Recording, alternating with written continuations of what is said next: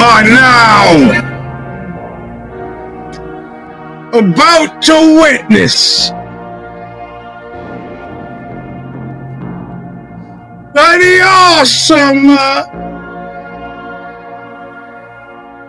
crushing might of Eugene S on Robinson Show. Stomper!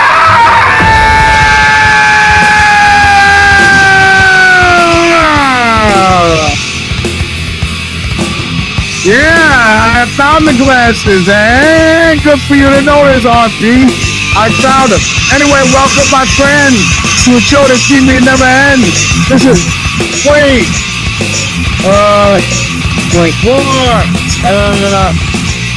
6. Last show of 2024. You just love the show starting. I'm your host, Eugene S.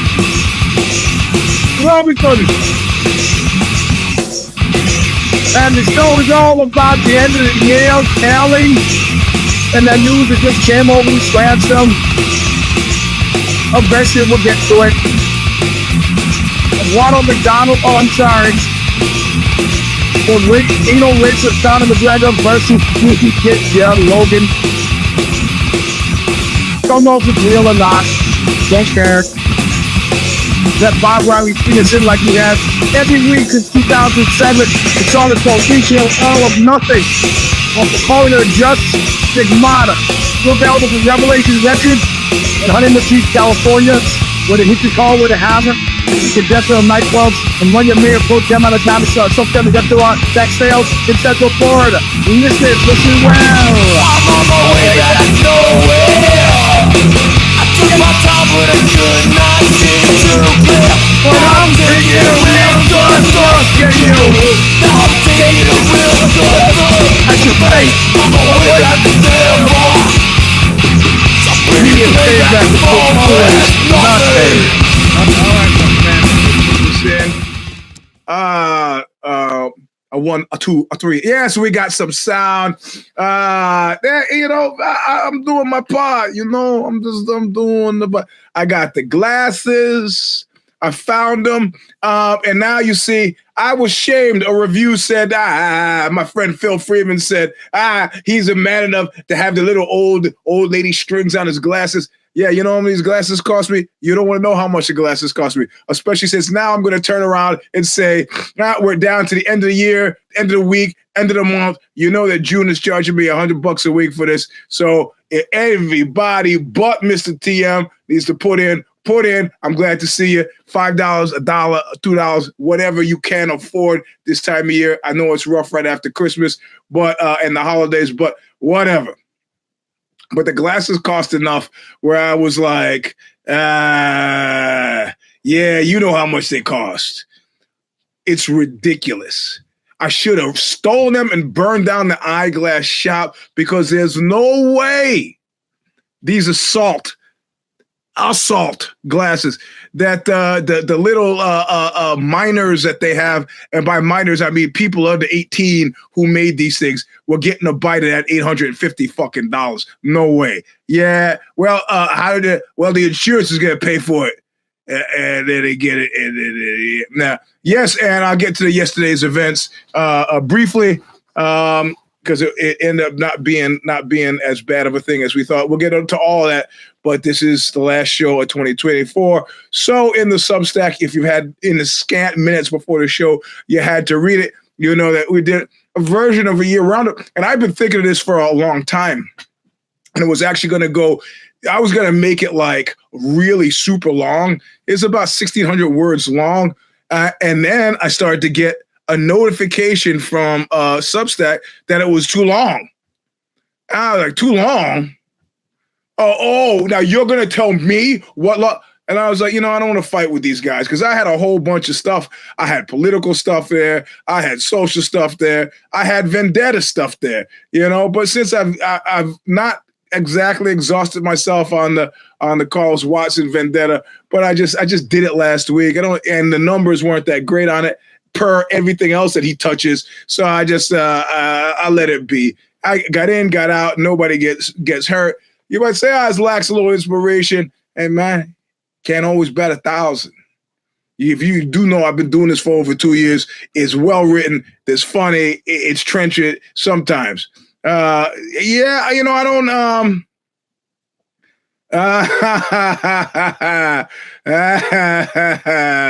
Yeah. No, it was one of those automatic announcements of that it was too long, and it was right before the show. You could tell from the timestamp that I did it right before I went live with this. So whatever, man. Well, okay, fine. I'll investigate it later. That's not the point. The point is year end and people on vacation. How many guys do we have in jiu-jitsu today? We had 6, which was great for the black belts that were there. 2 black belts and 3 brown belts, but the 3 long-suffering white belts, it maybe wasn't that good for them. Great for me, but but anyway. So let's go back in time a little bit, and we talked about some of this on if the shoes fit, but. You wouldn't know about that if you don't listen to both shows, which is fine. It's not necessary, but whatever.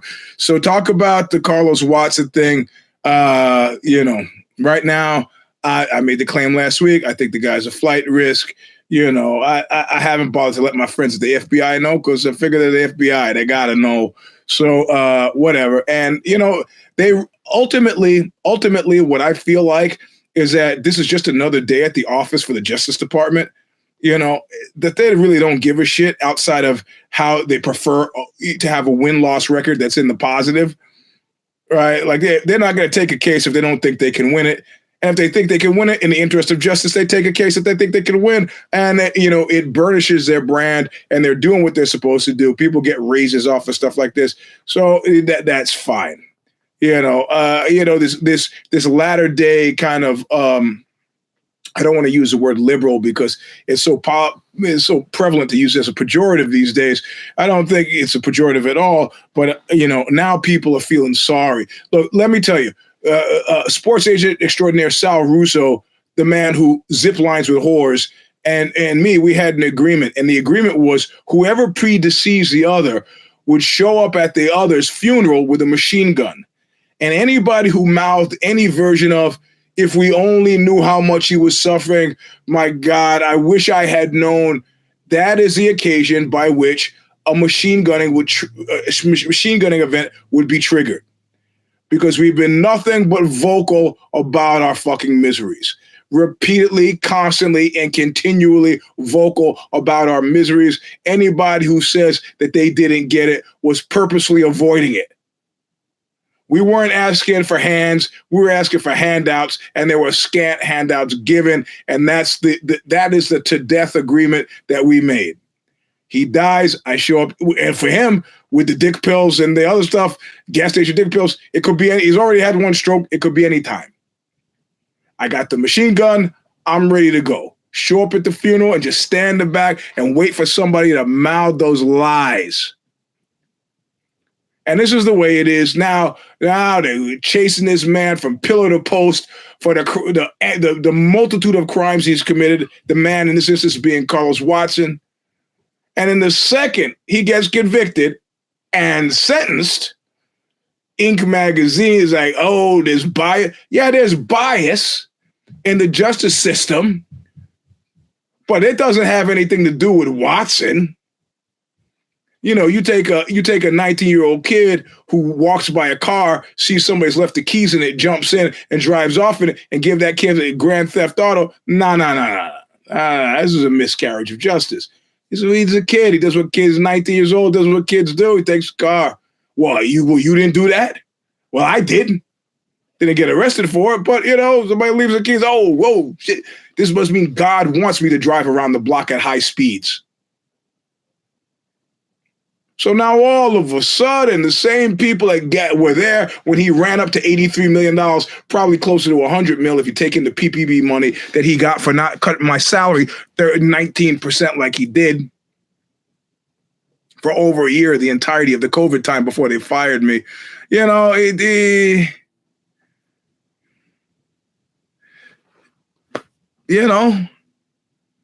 Ben Smith from the New York, formerly with the New York Times, now at Semaphore, feeling sorry. Inc. feeling sorry. People saying, well, there are discrepancies in the justice system, like that's something they discovered on Sunday. You know, fuck that guy. Listen, let me tell you something. I'm nothing if not consistent. And I said I wanted him to get 15 years. They would have had some sort of case in the appeal with 15 years. How is it worse than Balwani for 12 years and Elizabeth Holmes with 11 years? And how is it that Elizabeth Holmes got less than Balwani?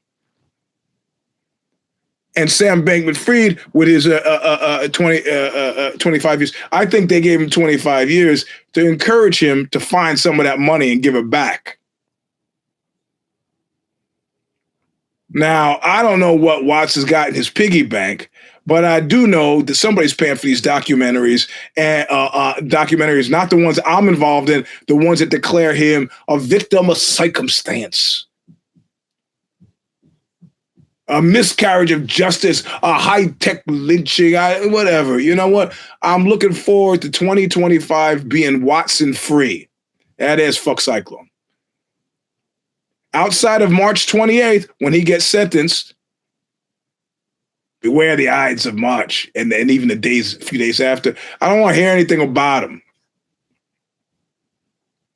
It pains me to see these people who are still carrying water for him, but whatever. We thought there was end of grifter's delight. I read some stuff from the court trials. I read some stuff on background from some of his former co-workers at MSNBC. He wasn't well liked there. Listen, it's pretty clear to me that a couple of things about Watson. One, he has no real friends, and this is not because he's inherently unlikable, even though I believe him to be unlikable, but because as a narcissist, he doesn't value friendship. He is incapable of actually being friends with anybody in a peer sense, which then makes you question the friends if he's friends with people who are more powerful, it makes you question the nature of the relationship. Sure, it's easy to be friends with Will Smith or Laureen Powell Jobs, but do you really like him? Do you really? And that's the thing with this guy. You get the sense that there's no team with Watson. There's Watson and the team, but there's no team with Watson. You know, and the biggest shock, I got a guy who called me. And this is the strangest thing. It's a small thing, but the strangest thing, he's always putting about how he's a pickup league basketball champ and he loves pickup basketball. He's talking about trying to get his friend whose wife, Laura Burton Capps, her husband was on the Obama White House, and he was bragging about how he was trying to get into a basketball game with Obama.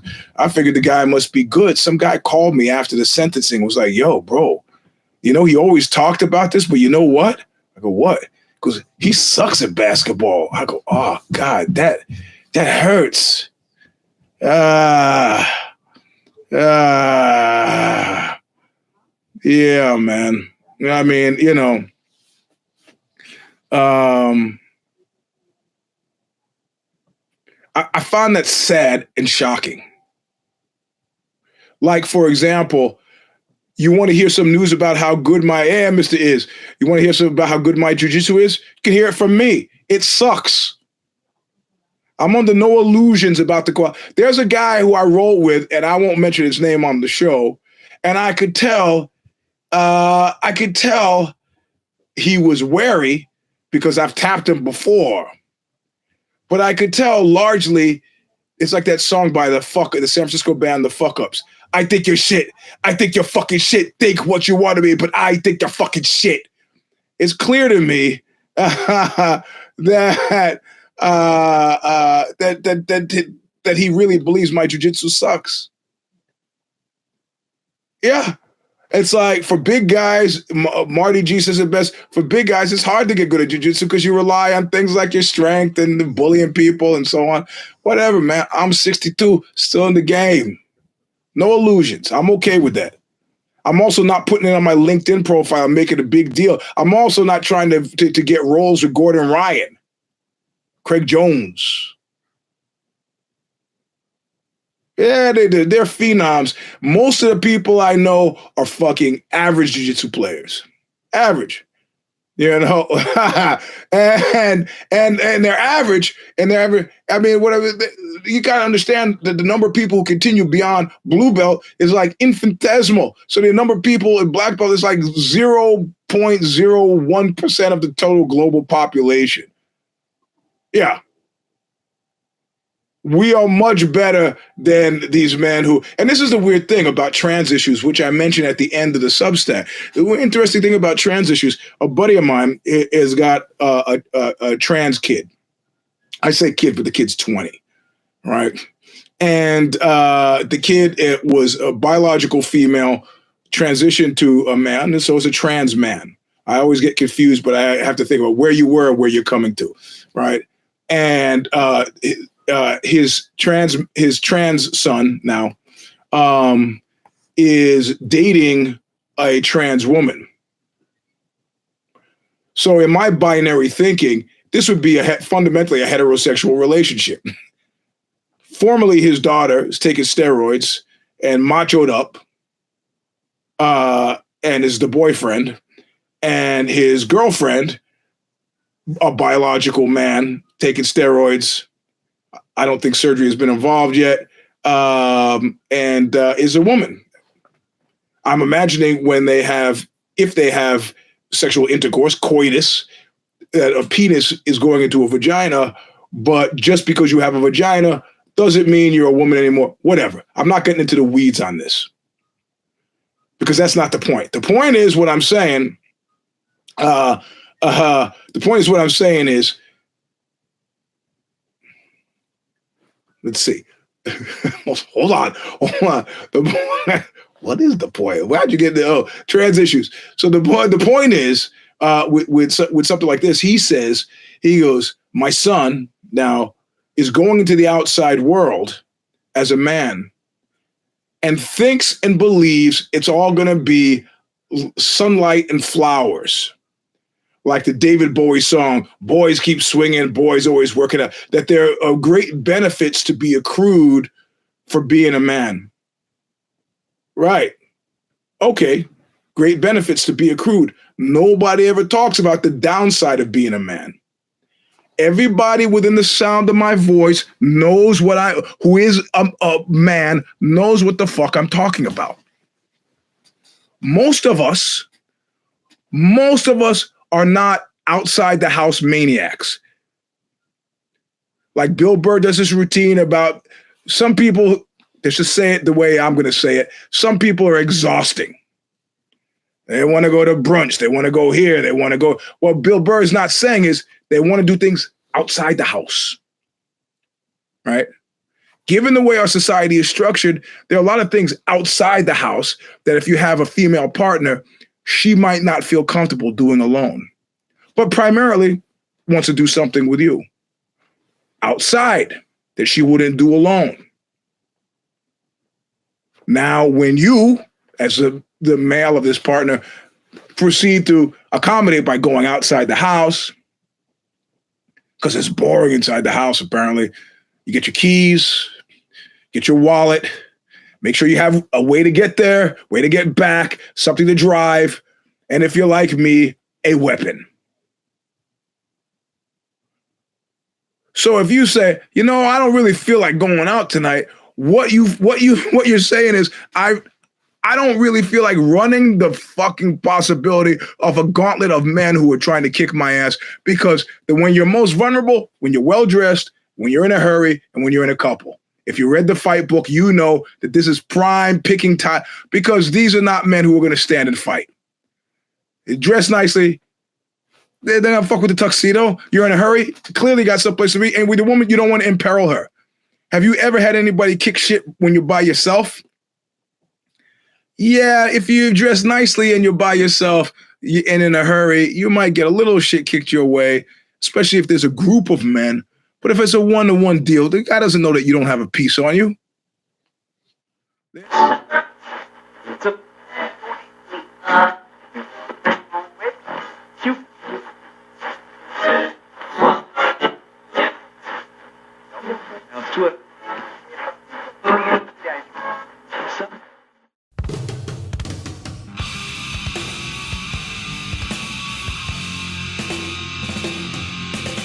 Bad Buzz Brief. Yeah, we're gonna start the new year. Start that. If you see RTL in Luxembourg picked us up, did an interview with us about parental estrangement, how to handle it in the workplace or some such thing. Thank you, RP. I just saw it in the phone. Elbow status. Elbow seems to be fine, but I'm wearing this brace like 23 hours a day, except when I shower. I think the idea is to get the fascia and the ligaments and everything back in place, so as soon as I re-injure it, it doesn't fill with fluid. So I'm just keeping. If I take it off right now, you wouldn't notice. The thing with the eye, I got the vagina juice for the eye. Knockout. The knee is getting better. Maybe I'll actually be able to go downstairs sometime soon. So let's not die. That's all. See you next week. There's nothing else. Remember, I gotta pay June. If you want to donate somebody, that's fine. But we're at the end of the show. 346. Thanks for listening. Look what you made me do. I'll leave it up for an hour because of the enterprise. Don't die, bloody. Don't die.